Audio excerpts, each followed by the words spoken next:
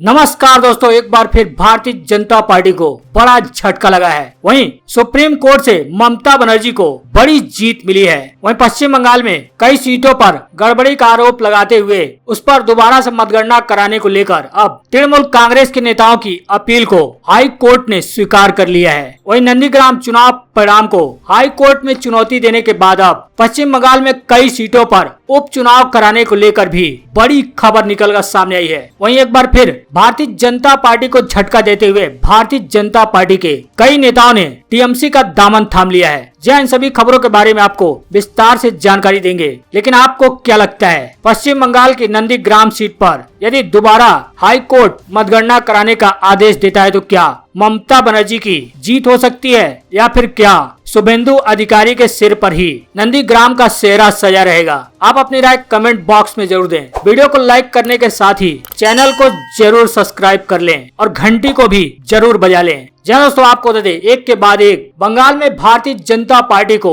झटके पर झटका लग रहा है। तो वहीं ममता बनर्जी की सुप्रीम कोर्ट से बड़ी जीत हुई है। आपको बता दें, आज तृणमूल कांग्रेस के 150 भारतीय जनता पार्टी नेता सैनिटाइजर छिड़क कर तृणमूल कांग्रेस में शामिल हुए हैं। आपको बता दें, पश्चिम बंगाल बीरभूम जिले के भारतीय जनता पार्टी के करीब 150 कार्यकर्ताओं ने तृणमूल कांग्रेस में वापसी की है। इन सभी 150 कार्यकर्ताओं पर तृणमूल कांग्रेस के स्थानीय नेताओं द्वारा सैनिटाइजर का छिड़काव किए जाने के बाद ही उन्हें तृणमूल में शामिल किया गया है। बताया जा रहा है कि तृणमूल कांग्रेस के प्रखंड स्तर के सदस्य दुलाल राय ने इलाम बाजार में एक मंच बनाया था, जहां भगवा पार्टी के कार्यकर्ताओं पर सैनिटाइजर का छिड़काव किया गया। फिर इसके बाद स्थानीय नेताओं ने उन्हें तृणमूल का झंडा थमाया। सैनिटाइजर छिड़कने के मामले पर राय ने कहा कि भाजपा के लिए जो कार्य कर रहे थे वे वायरस से संक्रमित हो गए थे। उन्हें वापस लेने से पहले हमें यह सुनिश्चित करना पड़ा कि वे संक्रमण रहित हो जाएं, क्योंकि हमारा लक्ष्य वायरस से मुक्ति पाना है।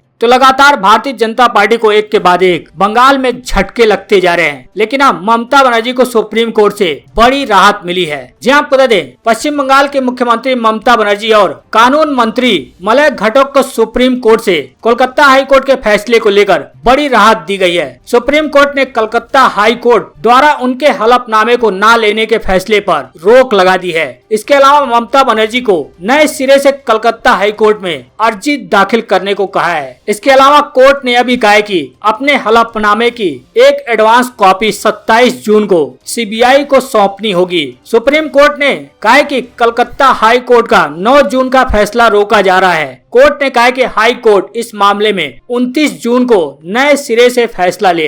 आपको बता दें, सुप्रीम कोर्ट 3 अपीलों पर सुनवाई कर रही थी, जिसमें नारदा स्टिंग से जुड़े मामले में सीबीआई द्वारा 17 मई को तृणमूल कांग्रेस के 4 नेताओं की गिरफ्तारी के दिन मुख्यमंत्री और कानून मंत्री की भूमिका पर उन्हें हलफनामे दाखिल करने की अनुमति देने से हाई कोर्ट ने इनकार के खिलाफ राज्य सरकार की अपील भी शामिल है। इसमें आरोप लगाया गया है कि राज्य के सत्तारूढ़ दल के नेताओं ने मामले में 4 नेताओं की गिरफ्तारी के बाद सीबीआई को अपना वैधानिक कर्तव्य निभाने में अड़चन डालने में महत्वपूर्ण भूमिका निभाई थी। हाई कोर्ट के आदेश पर सीबीआई ने नारद स्टिंग मामले में मंत्री सुब्रत मुखर्जी और फिरहाद हकीम, तृणमूल कांग्रेस के विधायक मदन मित्रा और कोलकाता के पूर्व मेयर शोभन चटर्जी को पिछले महीने गिरफ्तार किया था। बता दें कि ममता बनर्जी और कानून मंत्री मलय घटक ने Calcutta high court Narada sting मामले में हलफनामा दाखिल करने को इजाजत मांगी थी। इसके बाद हाई कोर्ट ने उस पर इजाजत नहीं दी थी। इजाजत नहीं मिलने के बाद इन्होंने सुप्रीम कोर्ट का दरवाजा खटखटाया था। इसके बाद पीठ ने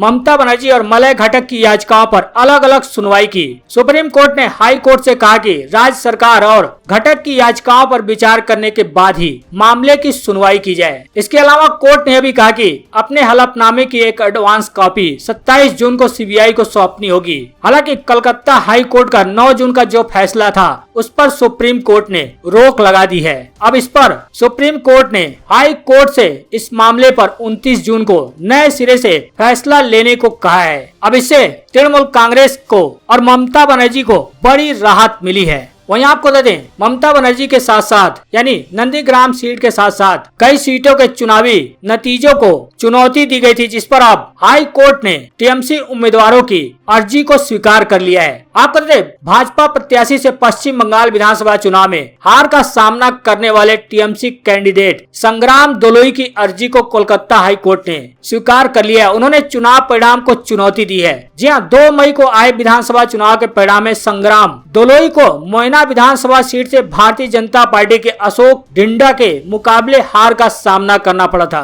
अब कोलकाता हाई कोर्ट ने उनकी अर्जी को स्वीकार करते हुए उन्हें आदेश दिया है कि वे चुनाव आयोग और अन्य सभी दलों को नोटिस भेजें जिन्होंने चुनाव में अपने कैंडिडेट उतारे थे। बता दें कि बीते हफ्ते संग्राम दोलोई समेत टीएमसी के 4 नेताओं ने चुनावी नतीजों को चुनौती देने वाली याचिका दायर की थी। संग्राम के अलावा अलोरानी सरकार, मानस मजुमदार और शांतिराम महतो शामिल हैं। टीएमसी के इन सभी उम्मीदवारों के बेहद करीबी मुकाबले में भारतीय जनता पार्टी के प्रत्याशियों के मुकाबले हार हुई थी। इन सभी प्रत्याशियों की अर्जी पर अलग अलग जजों ने सुनवाई की थी और किसी को जून के आखिरी सप्ताह तो किसी को जुलाई में अगली सुनवाई की तारीख दी थी। संग्राम दोलोई को जस्टिस तीर्थकर घोष ने आज की तारीख दी थी। अब जस्टिस घोष ने अर्जी को सुनवाई के लिए स्वीकार किया है और संग्राम दोलोई को अन्य सभी पक्षों को नोटिस भेजने को कहा है। हालांकि एक दिन पहले ही नंदीग्राम सीट के चुनावी नतीजों को ममता बनर्जी ने हाई कोर्ट में चुनौती दी थी। उस पर भी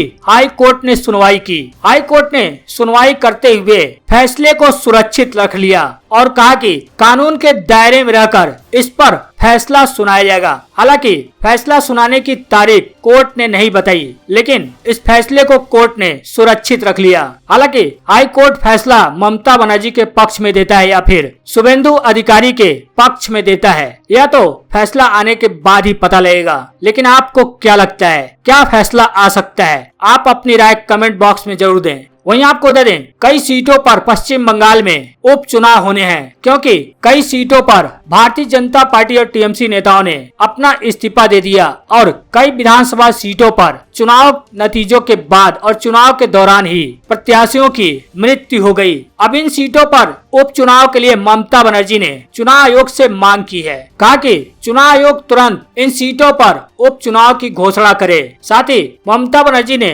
तंज कसते हुए कहा कि प्रधानमंत्री मोदी के निर्देश पर ही चुनाव आयोग काम करता है, तो प्रधानमंत्री मोदी इन सभी सीटों पर 7 दिन के भीतर चुनाव कराने की मंजूरी दें। जी आपको बता दें, पश्चिम बंगाल की मुख्यमंत्री ममता बनर्जी ने बुधवार को कहा कि राज्य की 6 विधानसभा सीटों पर होने वाले उपचुनाव 7 दिन के अंदर हो सकते हैं, क्योंकि कोविड-19 की स्थिति नियंत्रण में है। उन्होंने आरोप लगाया कि भारत निर्वाचन आयोग उपचुनाव कराने के लिए प्रधानमंत्री नरेंद्र मोदी की मंजूरी का इंतजार कर रहा है। ममता बनर्जी ने मीडिया से बातचीत के दौरान कहा कि जब प्रधानमंत्री निर्देश देते हैं तब चुनाव आयोग काम करता है। अगर ऐसा है तो मैं प्रधानमंत्री से कहूंगी कि वह मंजूरी दें। अभी स्थिति ठीक है, लेकिन अगर महामारी की तीसरी लहर आती है तो आप कुछ नहीं कर सकते। ममता बनर्जी का कहना है कि हम इंतजार कर रहे हैं निर्वाचन आयोग के फैसले का। उपचुनाव जितना जल्दी हो सके करवाना चाहिए, क्योंकि अभी कोरोना की स्थिति पूरी तरह से बंगाल में नियंत्रित है। इसलिए मुझे लगता है कि 7 दिन में वे चुनाव करा सकते हैं और उम्मीदवारों को इतना ज्यादा समय देने की भी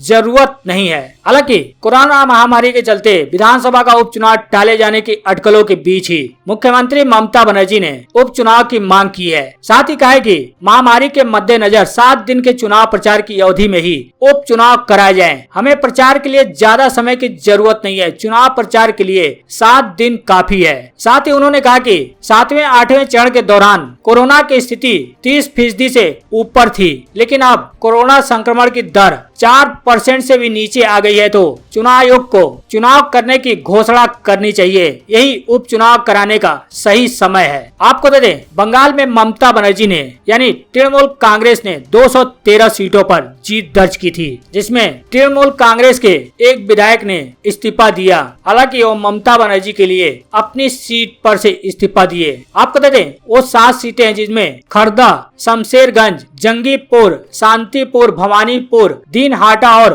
गोसावा विधानसभा सीटें हैं। इन सभी पर ही उपचुनाव होना है। साथ ही यदि कोर्ट में ममता बनर्जी के पक्ष में नंदीग्राम सीट को लेकर फैसला आता है तो उस पर भी दोबारा से कुछ हो सकता है। हालांकि अभी नंदीग्राम सीट का मामला कोर्ट में चल रहा है, जिस पर सुनवाई करते हुए कोर्ट ने फैसले को सुरक्षित रख लिया था। वहीं आपको दे दें, अब पश्चिम बंगाल के राज्यपाल की तृणमूल कांग्रेस मुश्किलें बढ़ाने वाली है। जी आपको दे दें, पश्चिम बंगाल के राज्यपाल जगदीप धनखड़ के खिलाफ विधानसभा सत्र में प्रस्ताव लाने की टीएमसी ने बात कही है। जी आपको दे दें, बंगाल में राजभवन और ममता सरकार के बीच टकराव और बढ़ सकता है। प्रचंड जीत के साथ बंगाल की सत्ता में लगातार तीसरी बार लौटी ममता बनर्जी अब राज्यपाल जगदीप धनखड़ के खिलाफ आर पार के मूड में नजर आ रही हैं। सूत्रों से खबर है कि 2 जुलाई से शुरू हो रहे बंगाल विधानसभा के सत्र के दौरान तृणमूल कांग्रेस राज्यपाल के खिलाफ प्रस्ताव ला सकती है और केंद्र से उन्हें हटाने की मांग करेगी। धनखड़ के खिलाफ प्रस्ताव लाने की तैयारी खुद मुख्यमंत्री ममता बनर्जी कर रही हैं। बीते दिनों उन्होंने